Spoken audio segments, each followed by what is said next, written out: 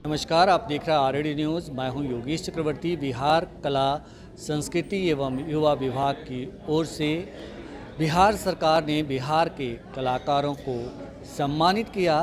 इस खास मौके पर बिहार के उप मुख्यमंत्री विजय सिन्हा मौजूद रहे। इस मौके पर उन्होंने क्या कुछ कहा, आइए सुनाते हैं। कला संस्कृति युवा विभाग राज्य के वरिष्ठ युवा कलाकारों को प्रत्येक वर्ष कला पुरस्कार प्रदान कर राज्य के कलाकारों को सम्मानित करने का कार्य करती है। माननीय मंत्री जी ने ठीक कहा कि ये किसी कारण से रुका हुआ था और मैं धन्यवाद देते हैं कि आपने इस मार्ग को प्रशस्त किया।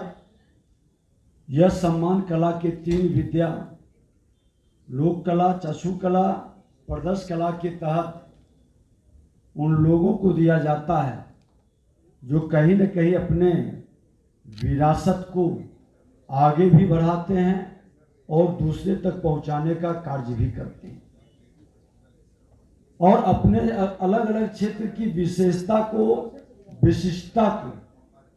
अपने कला के माध्यम से लोगों के बीच संदेश भी देते हैं। और ठीक कहे सेक्रेटरी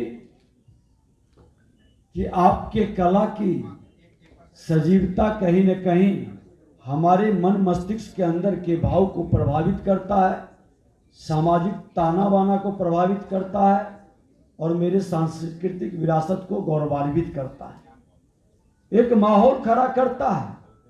आज यह विभाग बिहार के अंदर आपको जानकर खुशी होगा कि पूरे देश के अंदर जो फिल्म नीति बनी, बिहार की फिल्म नीति सबसे अव्वल, सबसे बेहतर है, जिसमें हम लोग 4 करोड़ से 5 करोड़ तक का अनुदान की व्यवस्था गुरु शिष्य परंपरा के माध्यम से अपने विरासत को बढ़ाने का जो हमारे आइकॉन बन चुके हैं, उनके माध्यम से नए कलाकारों के बीच उस विद्या को पहुंचाने का भी कार्य प्रारंभ हुआ है।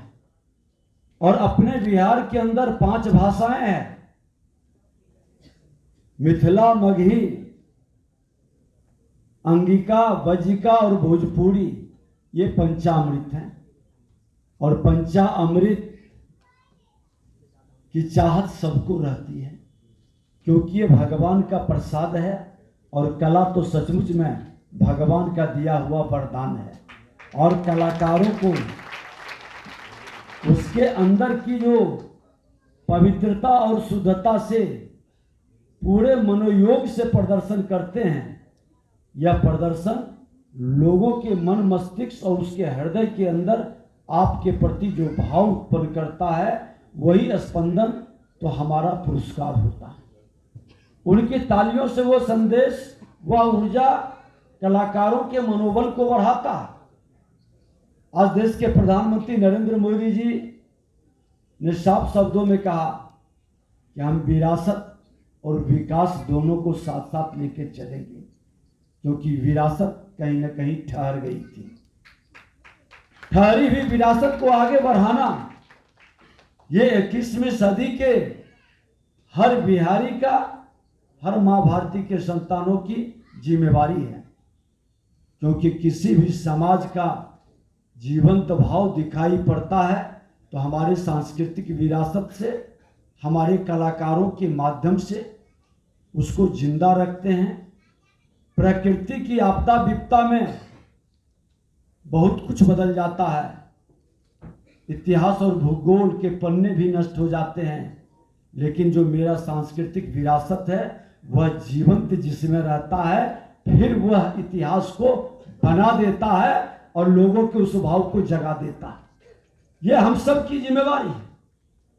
कला संस्कृति विभाग के माध्यम से, आपके माध्यम से हम अपने लोक भाषा, लोक भूषा, लोकगीत को दुनिया तक पहुंचाते हैं, दुनिया को अवगत कराते हैं। आज पूरे बिहार के अंदर अटल कला भवन का ये विभाग ने शुरुआत किया जिस समय हम मंत्री थे, हमने कहा था माननीय मुख्यमंत्री जी से कि श्रद्धेय अटल बिहारी वाजपेयी जी एक बड़े साफ हृदय के आजाद शत्रु और कवि थे, उनके नाम से अटल कला भवन बने, उसमें ऑडियो वीडियो स्टूडियो भी हो, ताकि मंच भी दें और अपने जिला के स्तर पर कलाकारों को प्रशिक्षण भी दें, ताकि हमारा कला की संस्कृति बढ़ते रहे। और युवा महोत्सव के माध्यम से भी बहुत को निखरने का अवसर मिलता है।